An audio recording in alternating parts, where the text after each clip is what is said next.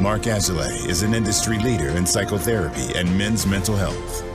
He's helped countless guys get back on their feet, deepen their relationships, and excel in their lives. Now he's taken all that he has learned and is sharing it with you. In each episode, Mark will interview an expert in the field of masculinity and men's work. We'll cover topics such as emotional intelligence, masculine identity, anger management, financial health, trauma recovery, marriage and divorce, ethics, and spirituality. Tune in and become a better man. Welcome back to the show. I'm your host, Mark Azulay, and I'm here with Dr. Matt Zakreshi, and we're talking about neurodiversity, how it shows up in men, what the typology is, and really how to work with it, whether you're neurodiverse or you have a family member or a child that's neurodiverse. Dr. Matt is an expert in the field. So welcome to the show. Oh, man, I'm so excited to be here. Thanks for having me. Yeah, I love seeing what you do because I think you take really complicated topics, right? I mean, you're a PsyD, you're a clinical psychologist, professional speaker, and you make them accessible, right? And I think you make them fun in a lot of ways. And I think that's what's needed, right? Especially in our field, is kind of coming down off the ivory tower and making our stuff actually usable, because that's the goal, right? I mean, the goal is to help people. I mean, there's a lot of reasons I'm a PsyD, not a PhD, but one of them is I'm a boots on the ground guy, right? Give me the therapy practice, give me the kids who need me, give me the men who need someone to talk to. Like, I don't want to talk about, gosh, if it works. I want to talk about, does it work? And then how do we fix it? Right. I'm from New Jersey. I'm aggressively pragmatic, right? If we do it, great. If we don't do it, what can we do instead? Yeah. And it's like, we need as much of that as possible, right? Especially in, a little soapboxing, right? Like, I think especially in social media age where there's a lot of bad info out there, I mean, if I see one more self-styled life coach who tells me I can cure my ADHD with some magnesium pills, I will throw my laptop in the lake. And then I'll feel bad because I actually need my laptop. But, theoretically, I would be empowered by that.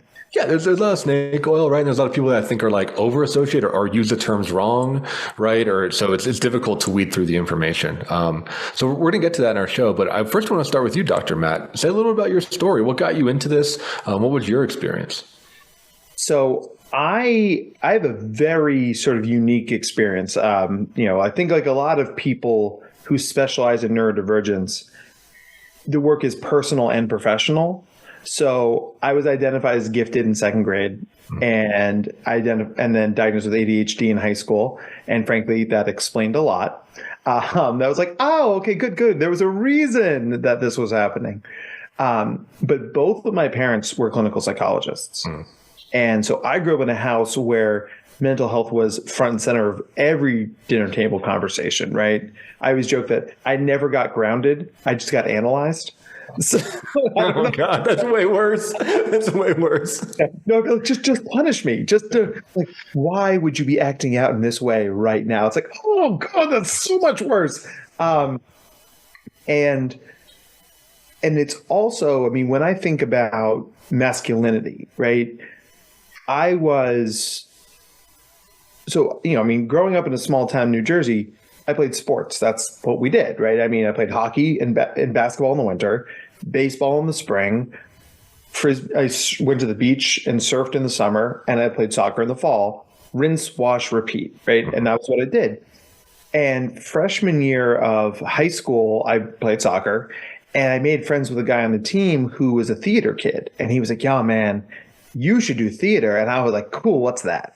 And he's, like theater, acting, dancing, singing. I'm like, yeah, no, I'm not good at any of those things.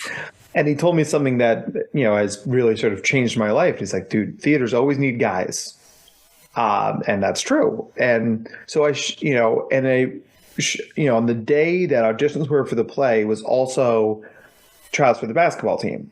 And, I knew if I tried for the basketball team, I'd probably be the seventh or eighth guy, good enough to play a little bit, not good enough to start. And just looking forward, it's like, am I going to play high school basketball if I'm not even good enough to start on the freshman team? Probably not, right? There's a surplus of chubby 6-foot white dudes in New Jersey, and I was one of them. So I did musical theater, and they accepted me into the show, and I went home, and my dad was like, how would basketball tryouts go? I'm like, I actually signed up for the musical. And Mark, I'll tell you, like, it was one of those moments that you look back on and you realize how significant it was. Mm-hmm. My dad was like, cool.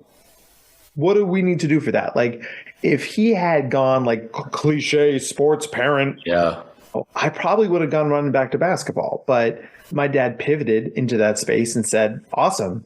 And really from that point, like that was the first time I became aware of my masculinity, because I started to deviate from what other people were doing.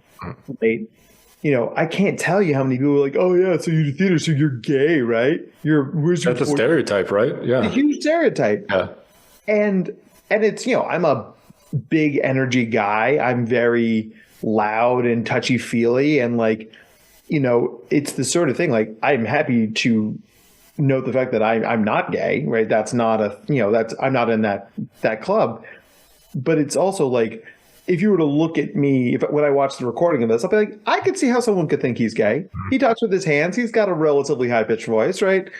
And it's the sort of thing, like, but you don't realize you're not in the club until they kick you out of the club. And it's like, oh man, hold up. So, and of course it's like, if you guys knew what went on behind closed doors, but that's neither here nor there, right? I'm like, you guys think I'm gay, but I get to hang around with like dozens of very attractive, bendable women. But no, you go wrestle the other sweaty dudes.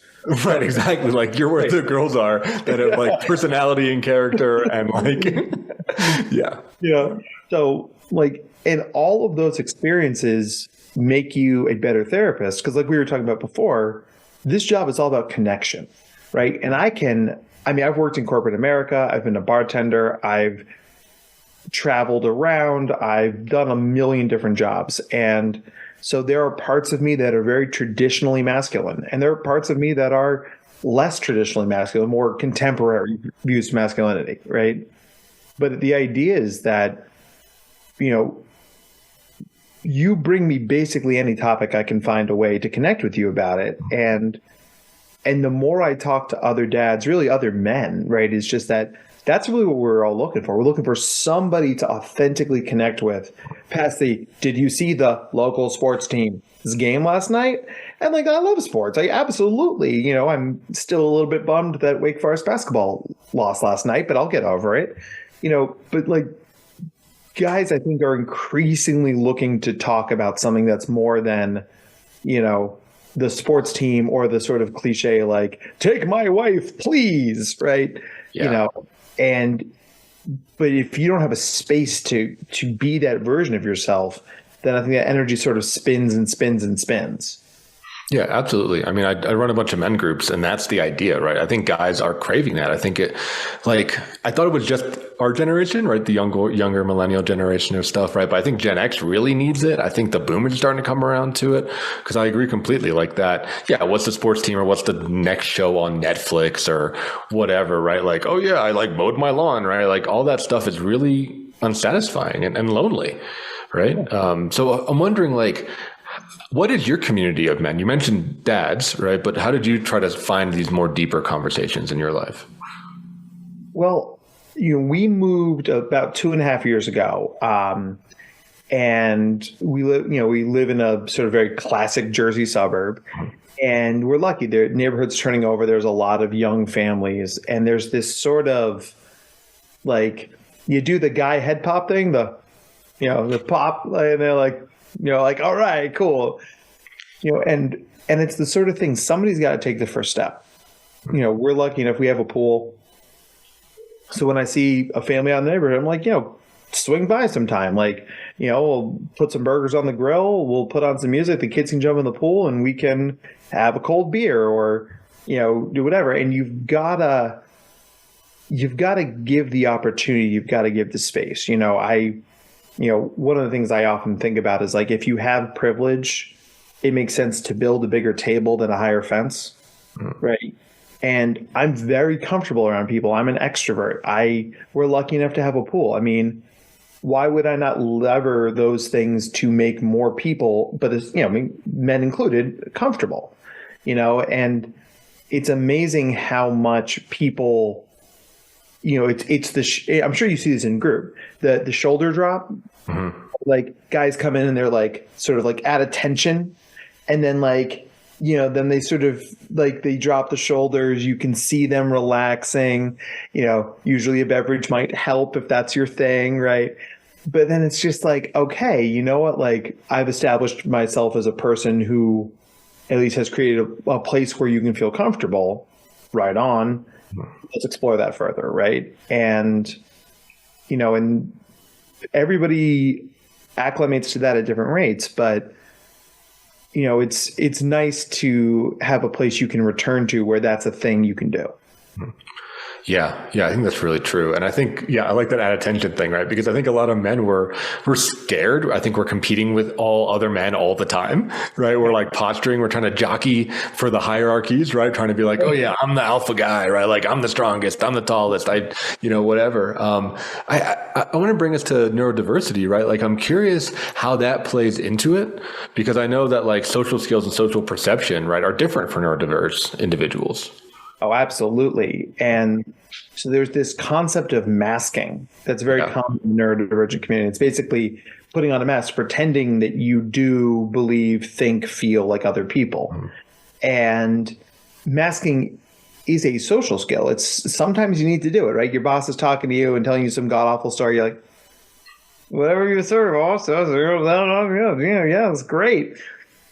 And so masking is not inherently a bad thing. But you've got to have places in your life where you can drop the mask, where you can relax, take a breath. And I think increasingly people don't have that, right? The world is nonstop. It's 360. And it's hard for people to know where they can sort of let their hair down a little bit. And also, it's so interesting because the data feel paradoxical on this, but guys are much more likely to be diagnosed with ADHD. They're much more likely to be diagnosed with autism. Yeah.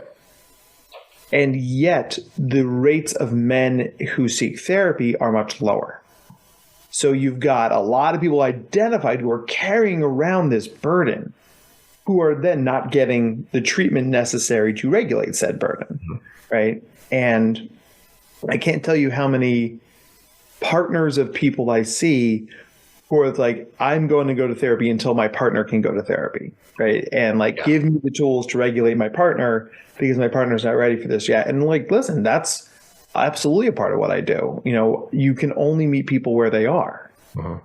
But it's so I think a lot of guys might get that label slapped on them, but nobody really sits down and explains to you what that means. And so then you're carrying around sort of some bad information, some misinformation, incomplete information. Like when I ask guys about ADHD, they're like, oh, that's like the look over there, it's a squirrel thing, right? I'm like, that's part of it. But like, do you know that people with ADHD are significantly more likely to be hurt by rejection? It's called rejection sensitivity dysphoria, right? And it's not just rejection that happens in real life, but rejection that happens in your head. Like, I can't ask that woman out. She's going to say no to me. Yeah. And then now you're deep in your feels about a thing that hasn't actually happened.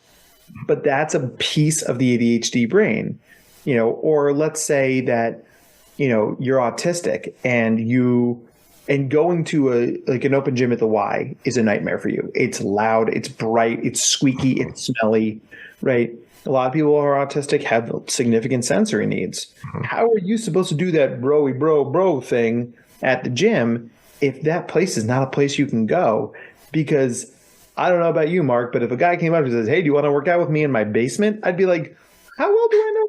Right. Am I dying? Is this the last thing I'm going to do? Like, can I drop a pin, let people know where I'm at? Yeah. Like, meet me, So it's the sort of thing, like, there have to be ways for neurodivergent men to enter traditionally masculine spaces, which are traditionally defined by the word for this is neurotypical, right?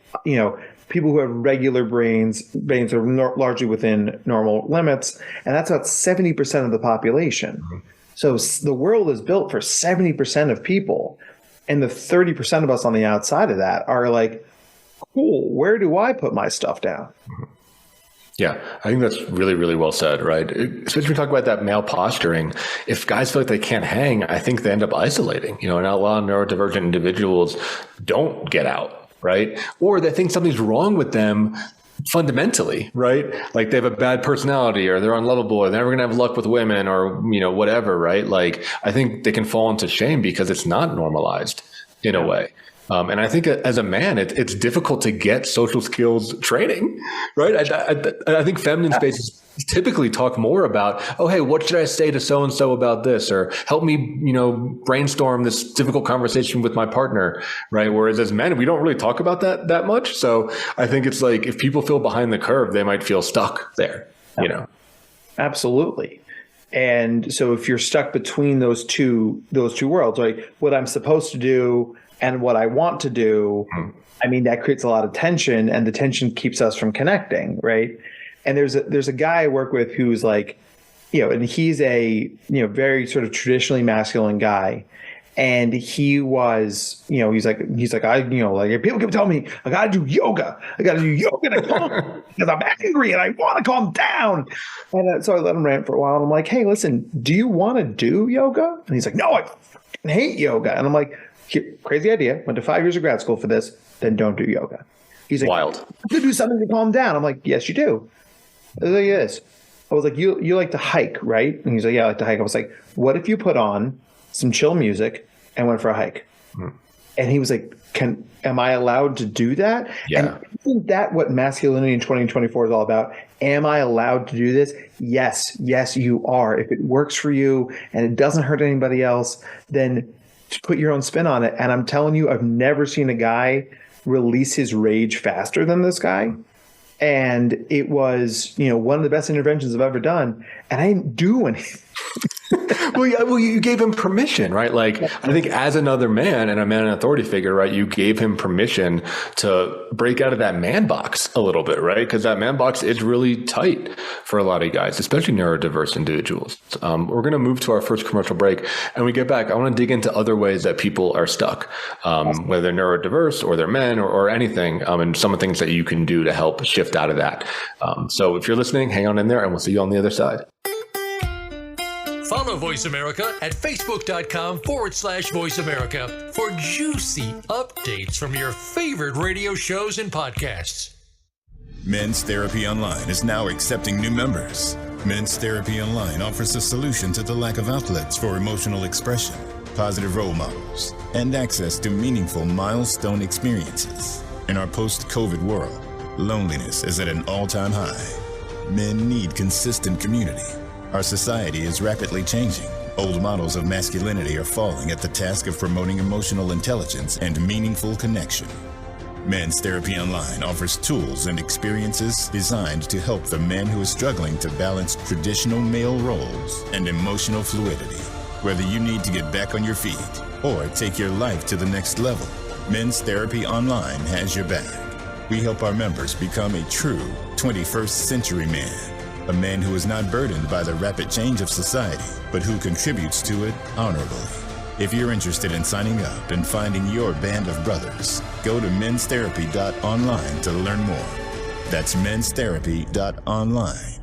Start your journey today. Voice America programs are now available on your favorite connected device, including Amazon, Alexa, and Google Home. Through streams with Apple Podcasts, TuneIn, and iHeartRadio, listening to your favorite show is as easy as saying the show name followed by the word podcast. Hey, Alexa, play Finding Your Frequency podcast. If that doesn't work, try adding on TuneIn or on iHeartRadio or on Apple Podcasts. Your life, your health, your network. You're listening to Voice America Health and Wellness.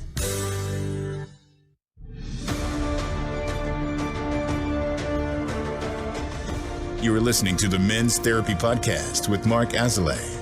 To reach the show today, please call 866-472-5791. That's 866-472-5791. Or send an email to podcast@menstherapy.online or visit www.menstherapypodcast.com. Now, back to the Men's Therapy Podcast. Welcome back to the show. I'm here with Dr. Matt. He is an expert in neurodiversity, both from professionally and personally. And we were having a great conversation about masculinity and how guys can get stuck in this man box, especially neurodivergent individuals, where they can't connect, they can't show up in kind of traditional masculine spaces, and they end up isolating. So, Dr. Matt, I guess my question for you to start off this segment is, what are other ways that people get stuck? You know, what do the prisons look like? Oh, there's so many prisons. So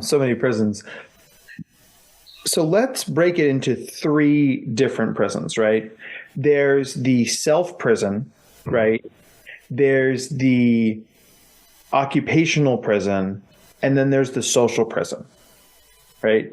So self prison is, who do I want to be, right? What is the best version of myself that exists? And I think there's this piece of a lot of guys where they get very hung up on sort of the glory days. Like, when was the point in my life where I felt that alpha energy, right? And I think that's actually, it's one of the sneaky benefits of being neurodivergent, because like, if the cliche is the neurotypical male peaks in high school, you know, a lot of neurodivergent people are white knuckling high school. They're like, I just need to get to college. I just need to get to college. I just need to get out of here. Yeah. So it's like, well, I don't have a thing to look back on and say that was my apex time. My apex time is still evolving. I'm moving towards it. You know, I love being a dad. Like, I think I think these are my best years, most likely. But that's a thing that has constantly re-evolved. So, you know, you don't want to be that Uncle Rico, if we're going to make a Napoleon Dynamite reference, you know, because all my pop culture references stopped somewhere around 2007. Right. When you have kids, you're not watching movies anymore, right? I can talk to you about Bluey if you want. Yeah. And so if you're sitting there listening to this, use those glory days not as a time machine, but as a lighthouse, right? This is my lodestar. Where do I go? Where's the best version of this now? Because you're probably not going to get another year of high school football in, but I guarantee you there's a Pop Warner team near you who needs a coach, right? Or maybe, you know, back then you were excited because you were building more stuff, you know, working with your hands, doing wood shop. I'll say this again, like, not only do places like Home Depot offer classes that are, you know, that are not awful, but also, I mean, there are a lot of these community help boards, right? Are you telling me that you can't take your skills and help a neighbor down the road, you know, fix up their fence, right? I mean, that's the thing. Problems that have multiple solutions that attach multiple areas are, I mean, that's the golden bullet in the mental health world, right? So like, okay, so you're telling me that I could get this guy who wants to build more stuff involved in this school for kids who are learning STEM, and then that adult is now connected to a community where there's kids who look up to them, other adults to bounce off of. They're doing something that brings them joy because they're working with their hands. I mean, like, you know, like, more of this, please, right? I'll order 17 of those. So it starts with values, right? And if you don't feel like you've got the time to sit down and figure those things out as a very busy guy, well, that's where therapy can be helpful, or coaching, or talking to a religious leader. But it's also, I hereby give you permission to call your best friend and say, like, yo, can I get an hour of your time? I really want to talk to you about, what do you think are the best parts of me, right? Because A, your best friend's totally going to get down with that. And two, I would bet you a steak dinner, your best friend's probably aching to have that same conversation as well, right? So anchor in your values and move forward from there. The second thing is this idea of occupational prison, right?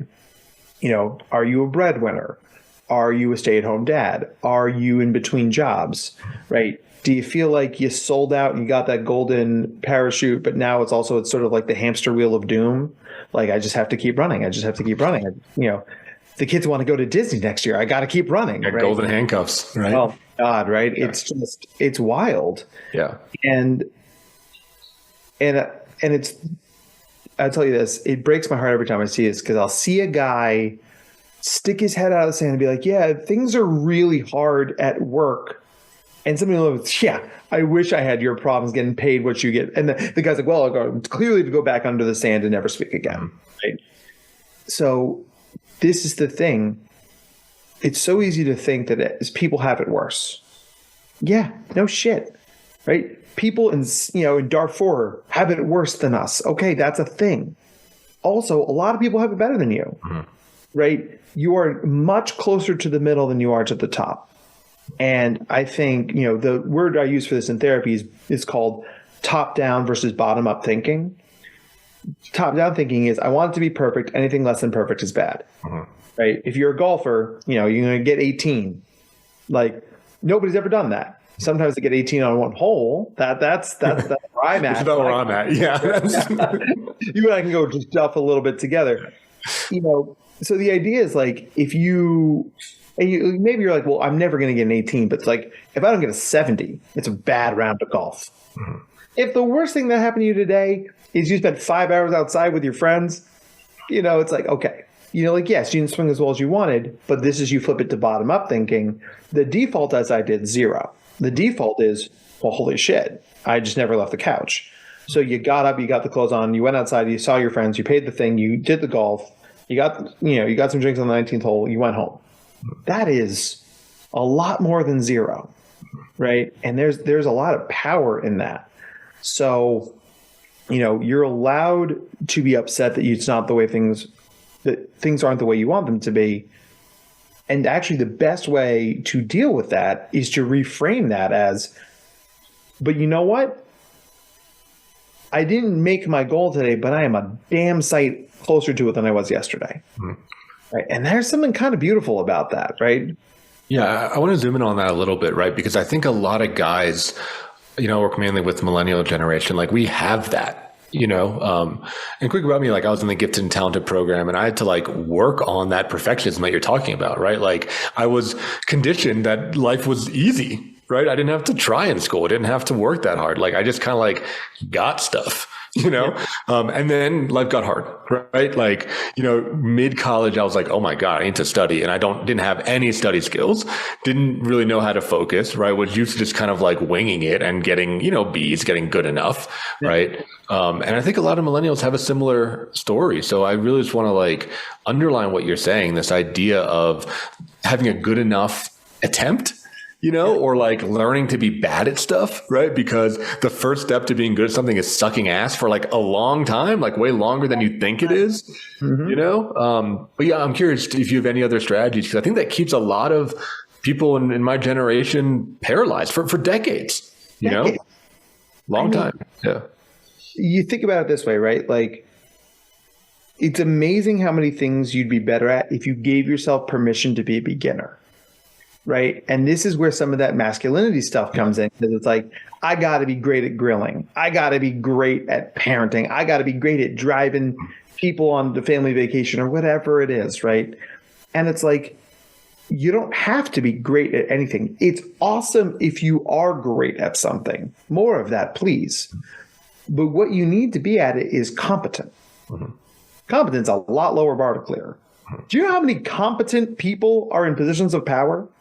And how many incompetent people are? more of those, right? Yeah, right. It's that the thing. You don't need to be great at it. You just need to be able to do it. And if you scale down that tension, you're going to find that you can breathe, right? You don't need to be a perfect parent. You just need to be a competent one. Are my kids wearing relatively clean clothes? Do they have food in their bellies? And is the house not actively on fire? If you do nothing else today, that's okay. That's a pretty good day, And there's so much of this stuff where like it's funny because you see like the social media for women, right? And how it's like the house is perfect. The birthday party was perfect, right? The dress was perfect. The outfits were perfect, right? I feel like guys see more of the structure around that. They see like, well, why is their house like that? Why do they have the guest room? We don't have a guest room. why do they take this vacation? Why do they have this car? Why do they? And it's like, dude, for all you know, they've maxed out 13 credit cards, right? And they're like one missed paycheck away from the creditors coming and taking it all away. Yeah. Like, comparison is the thief of joy. And when you think about the millennial generation, which grew up online in a way that, I think you and I just barely missed that. Like I remember AOL Instant Messenger, right? But I got Facebook in college when you could only be on college in Facebook if you had a college email address. Me too. Yeah. I was like right on, like I didn't get a smartphone until like the end of college. Let's go. Right. I missed it. I'm so happy. I'm so happy. I'm so grateful. I mean, can you imagine?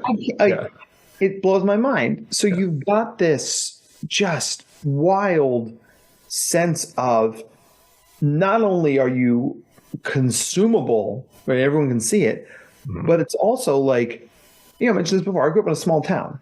I was the smartest kid in my class. I was definitely the smartest kid in my grade. I was arguably the smartest kid in my school, right? And growing up in a small town, that was just what you saw. That was your only frame of reference. Now, all I have to do is click a button on my phone and I can see anybody anywhere in the world doing anything, right? It's like, oh, well, I mean, like, let me see how my frat brother from college is doing. Oh, they're in Australia. That's not a thing I've ever done for my kids. And it's just like, it's amazing how quickly that just shatters, right? And it's the sort of thing that a lot of times people ask you to practice gratitude, and gratitude's a good practice. I think for a lot of us, gratitude might be a step too far at first. I like the idea of acknowledgement, right? It's like, oh, that's a thing that's happening. It's not good. It's not bad. It's just a thing that's happening, right? Right now it's raining. It's just a thing that's happening, right? And because there's this idea is that you don't have to be positive about it, especially if that positivity is coming from an inauthentic place. Totally. Yeah. But you can authentically just say, that's happening. My buddy's in Australia with his family. That's happening. I definitely have some feels about it. But unless he's a really shitty friend, he didn't go to Australia to spite you. What's going to really get under Mark's skin? Jesus, right? So it's the idea, just give yourself permission to be like, that's a thing that happened. It's just a thing that happened. And you'll be amazed how much the emotions that hook onto that release when you don't give them a place to anchor. Yeah, we're talking about mindfulness practice, right? I mean, it's a big part of what I do, right? This idea of like, just tasting it, right? Just touch it and then move back. Yep. Right. Because like you're saying, there's a lot of value to feeling that, being like, oh, wow, I am jealous. That's okay. Use that as motivation, right? Like, great. You got in touch with the desire. You got in touch that you really like Australia. So figure out a way to get there, or wow, you really like that new car. You really like whatever, but it doesn't have to control. But similarly, right, I think we talk about getting stuck and this man box. I think we're supposed to have no emotion, and especially like we can be angry, but our anger also has to be powerful. We can't be angry and impotent, right? We have to be like, I'm pissed off and I'm going to kill that motherfucker, right? Like we have to have this like rage and be like, I can't believe they did X, Y, and Z. Like it still has to have this power thing. Whereas when you talk about, comparison and jealousy, that's kind of impotent rage. There's nothing that like I can do to get to Australia, right? To be with this person. And it's insecurity. And I think a lot of men, there's no room for insecurity because it's so unbelievably threatening, Well, and that threatening piece, right? Because you think about fear and anger are so intertwined. And, the fancy psychology word for this is egosyntonic. It basically means it's a lot more comfortable for us to be angry than it is for us to be scared or sad or freaked out or overwhelmed. The thing that blew my mind when I became a dad was how angry I was. I mean, I was so, and I'm not an angry person. I would just be like, why am I so angry? Because my life was out of control and I hadn't slept in 6 months. And it was just so much easier to be angry than it was to be scared or to raise my hand and say, I need help. Right. And it wasn't until I sat down with my dad, actually. Well, I'll bring him into my dad and my father-in-law. I have a great father-in-law. I'm very lucky there. And I was just like, do you guys remember being angry? and before they were both like, absolutely. Nice. Right? Nice. It's like, and think about this, just like power of having another guy to be like, yo, you get me, right? I get you, bro. And that's, I mean, like, like even telling this right now, I feel that release in my chest again, right? And it's this idea of, like, so like say you're out there, right? And you're like, I don't have a good relationship with my dad. I don't have a good relationship with my father-in-law. Another good reason to go to therapy. I'll tell you this, say you say this to another guy. There's a non-zero chance he's a dick about it. There's I can't tell you what it is, right? Yeah. But you're not the asshole in that story. Right? You be vulnerable. You show up as a real version of yourself. And that guy's like, yeah, I don't know what the fuck you're talking about, dude. Well, A, he's lying. And B, so what? Right? Because that's the thing. Like, we have no face to save. And if that guy thinks, you're less than because you showed some vulnerability, then he's not the kind of guy you want in your life. He's not going to be part of your story moving forward, because that's a guy who at best is wildly in denial, and at worst is, completely untouched with his emotions. Like, I'm not saying you need to get on the couch and watch Bridget Jones's Diary and sob. If that's not your thing, that's not your thing, right? I'm more of a Love Actually guy myself, but but the idea is that, like, if way more people are carrying this around than you think, then the odds of you finding someone to share that with are higher than you think. Yeah. And just to kind of, emphasize that, I think it's very masculine to be courageous and say things, right? I think as men, like, being in touch with reality as it is a very masculine trait, right? Like, no lies, no exaggeration. Like you said, just like recognition, like, this is what reality is, and how do I operate in reality as it is, rather than in my delusion of what I want it to be, or what I'm afraid it is, or what I hope it is, or whatever, right? It's really like tapping into the moment. Yeah. Well, and like you said, we don't want to have impotent anger. And one of the biggest pieces of advice I could give you, if you're listening to this, is that investing in something that will help your life that you won't see the immediate return on is the bravest thing you can do. It's immediate return to punch a wall, right? Immediate return, right? And walls are undefeated. You're not going to win that fight. But if you invest in the therapy, or if you invest in going to a life coach, or going to the gym, or getting or going for hikes, you may not feel that change immediately, but you're going to look up 4 months from now and go, oh shit, my life is so much better. Right? Absolutely. Yeah. There's a lot of like value in pricing commitment and discipline, I think. We're going to move to our next commercial break. And when we get back, we're going to share some more tips for getting unstuck, right? I think ways to like help guys move forward and start to build a sense of self. So yeah, if you're interested in that, we'll see you on the other side of the commercial break. Voice America is on LinkedIn. Connect with us today. Men's Therapy Online is now accepting new members. Men's Therapy Online offers a solution to the lack of outlets for emotional expression, positive role models, and access to meaningful milestone experiences. In our post-COVID world, loneliness is at an all-time high. Men need consistent community. Our society is rapidly changing. Old models of masculinity are falling at the task of promoting emotional intelligence and meaningful connection. Men's Therapy Online offers tools and experiences designed to help the man who is struggling to balance traditional male roles and emotional fluidity. Whether you need to get back on your feet or take your life to the next level, Men's Therapy Online has your back. We help our members become a true 21st century man, a man who is not burdened by the rapid change of society, but who contributes to it honorably. If you're interested in signing up and finding your band of brothers, go to menstherapy.online to learn more. That's menstherapy.online. Start your journey today. Have you become a member yet? Sign up now to become a member of Voice America. It's always free and easy. Plus, you get to take advantage of some great member benefits. Get unlimited access to millions of hours of on-demand content across all of our channels. Keep track of your favorite episodes, shows, and hosts in your own customizable library. Find out what shows you might be interested in based on your favorites. Plus, you get insider access with our newsletter. Membership gives you more. Sign up at voiceamerica.com and click register at the top right. Your life, your health, your network. You're listening to Voice America Health and Wellness.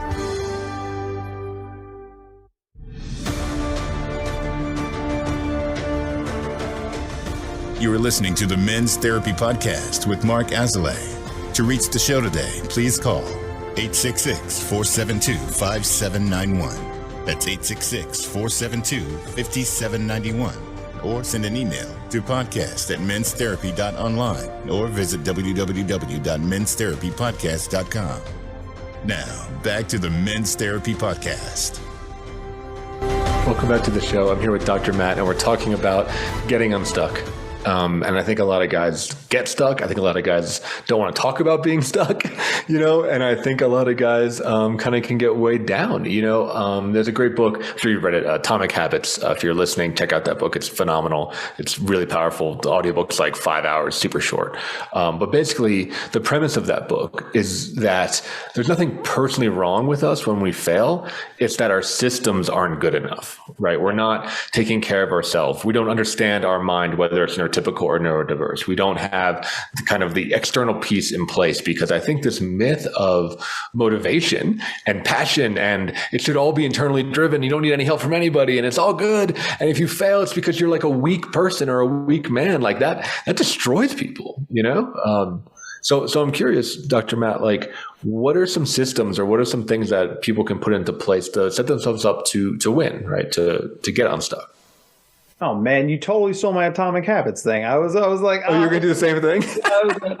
I've been living that right now, and it's just like all these stupid little things. I'm like, oh, they actually make a difference. I hate it, right? But since you scooped me on my book, I'll give you a different one.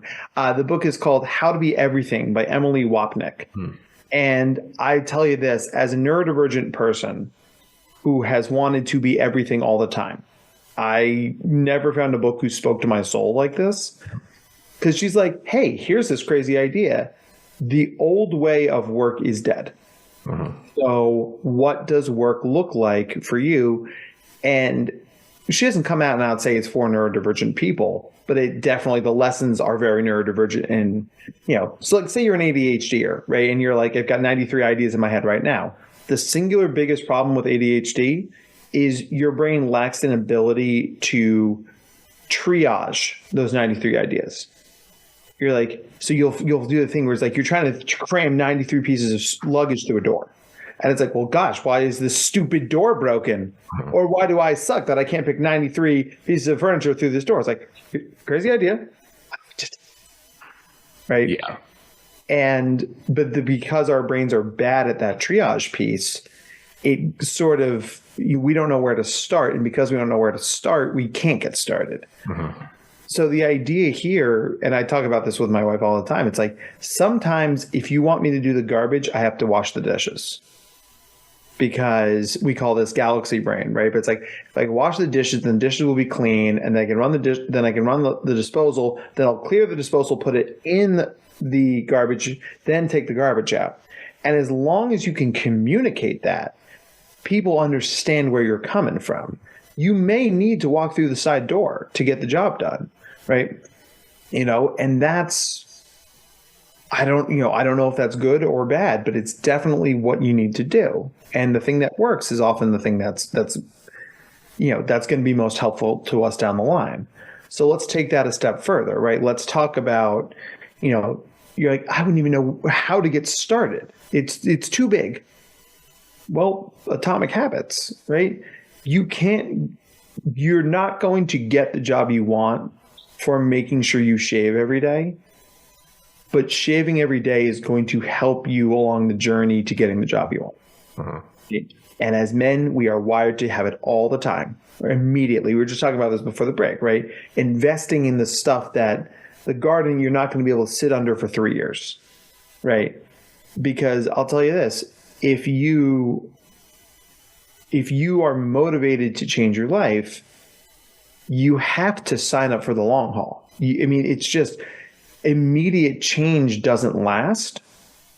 And the thing that makes it sustainable is lifetime change, right? If your best friend's wedding's coming up in 3 months right? You could absolutely crash diet, go keto, cut out booze, right? You'll drop 20 pounds. You'll fit into your suit. You'll look fucking banging, right? You'll probably hook up with a bridesmaid. We're very proud of you. Yay. Right. But also because you haven't drank in 3 months, you'll probably get blackout at the reception. Right. Yeah. And then you go back to your old habits and you put the weight right back on. It's the idea here of trying to drink one less beer a week, or have, like for me, it was getting all the Doritos out of the house. I have a problem with Doritos, right? But I like chips, so I only have Pringles. Now, Pringles are a little bit better for you than Doritos. Or my kids got me into Popcorners. Popcorners are delicious. I'll eat those all day, right? The other thing, it's not, we call this in psychology harm reduction, right? So instead of taking out this giant bite of the thing, take a nibble, right? And that's where you're going to see, like, you are making this thing not fixed, but better. And that's a really powerful thing, because that starts that positive momentum, right? There's a great episode of How I Met Your Mother where Barney Stinson's like, I'm going to go run a marathon. They're like, how do you know how to run a marathon? He's like, this is how you run a marathon. Step 1, start running. There is no step 2. Right. Just keep going forever. That's hilarious. Yeah. It's also utterly unrealistic, right? Yeah. Nobody can just leave their front door right now and run a marathon unless you're already a marathoner, right? So if you are sitting there and be like, I can never run a marathon, not right now, you can't. But those run to the mailbox and back, run to the street corner and back, run around the block and back, run around the neighborhood and back, very Forrest Gump, right? You just kept running, right? And I don't need you to run all the way back and forth across America. But the idea is that you're closer to being able to do the thing. The way to light that match, light the fuse, is to do something small, right? Lighting the fuse doesn't blow up the building. I'm sorry. You don't blow up the building with the match.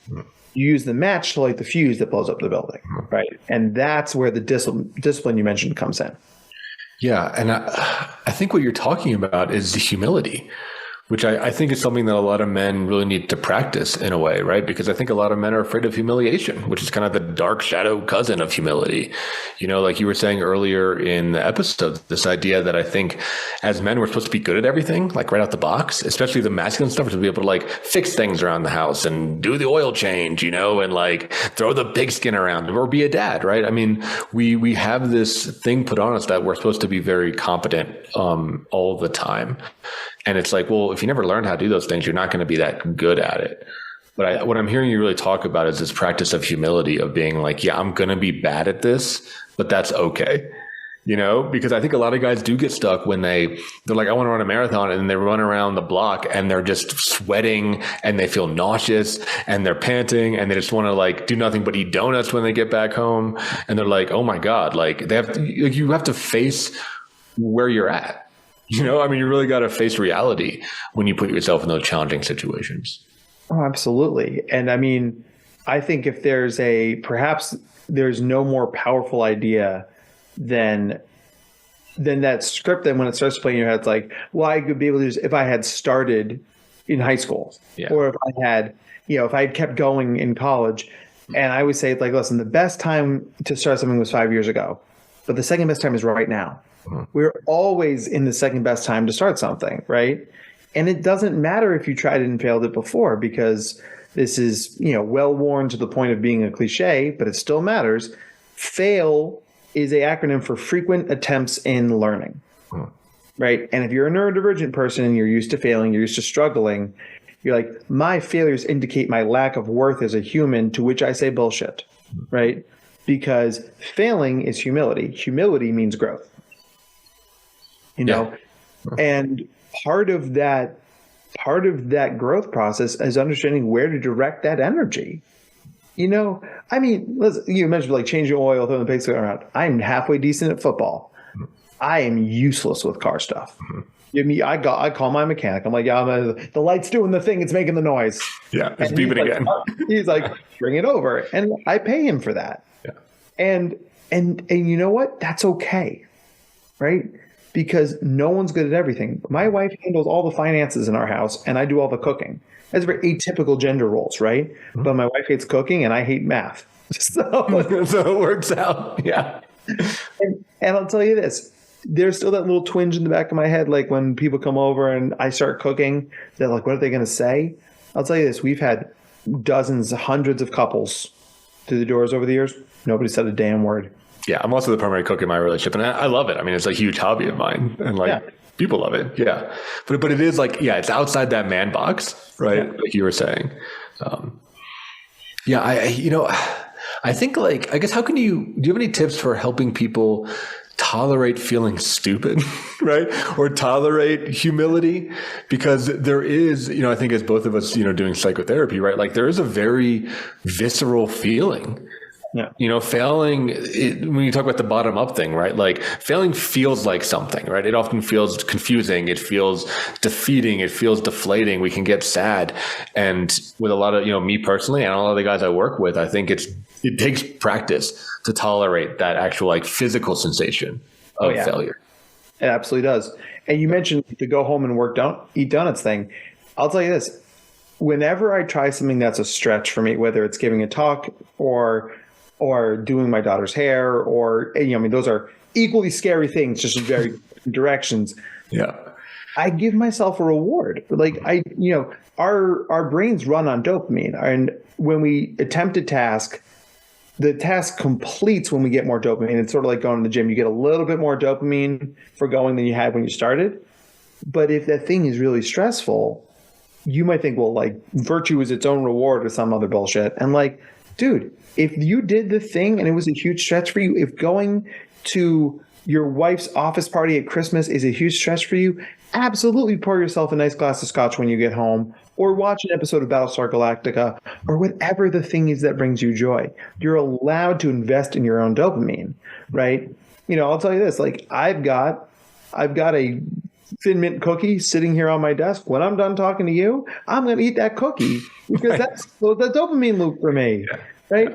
And so it's that sort of thing. Like it doesn't take away the feeling of panic and dread of failure in the moment, but you're also closing the loop on a positive way.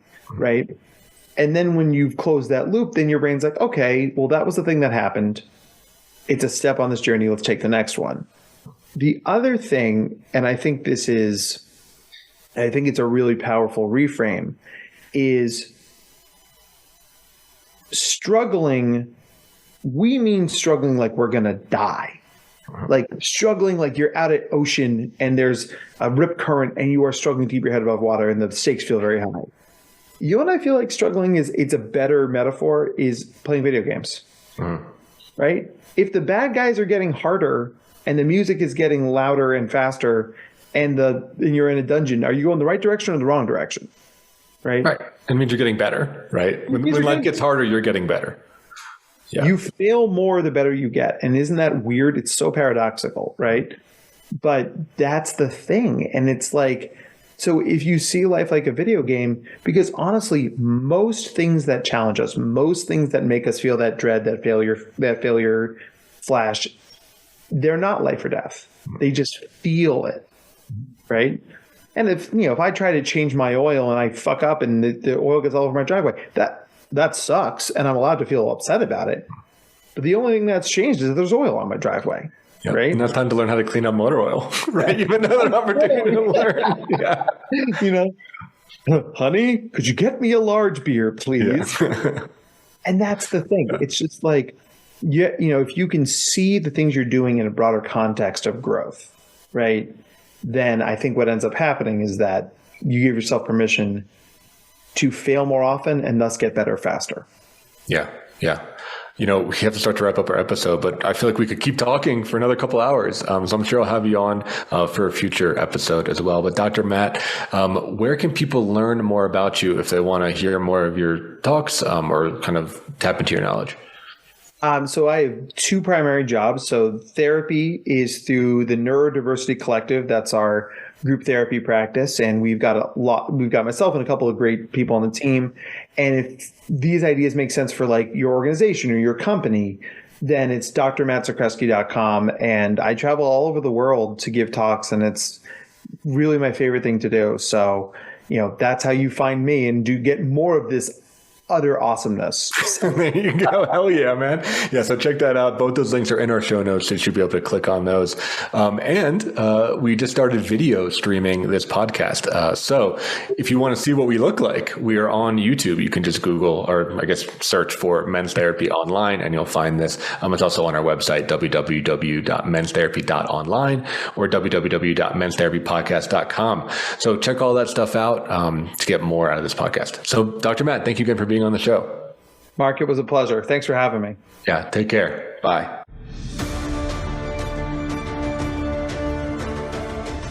Thank you for joining your host, Mark Agile, on the Men's Therapy Podcast. Be sure to tune in again live next Wednesday at 2 p.m. Eastern Time and 11 a.m. Pacific Time on the Voice America Health and Wellness Channel and anywhere podcasts are found. To support the show, leave a review on your favorite podcast platform. For more information or to apply to be a guest, visit www.menstherapypodcast.com.